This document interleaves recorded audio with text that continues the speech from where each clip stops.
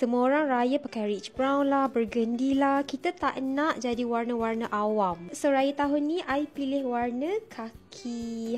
Cantik kan warna ni? I punya OOTD raya, I malas nak fikir-fikir dah. Outfit ni, I DIY sendiri. Ini skirt. Pasal I beli baju ni dekat bandar. Tudung so cantik, warna kaki. But I haven't found the perfect shoes yet. Sebab bila mengandung ni kan, jalan sikit pun penat. So kena cari kasut yang betul-betul selesa. So tadi I pergi kedai, I survey and I found this one shoes XES. Korang pernah dengar tak? I try banyak gila kasut dia tadi, and ni beberapa design yang I tengok memang cantik. Dia macam not only selesa, dia punya design tu minimalist and sesuai untuk you pakai daily, bukan raya sahaja. Tengok ni, cantik kan?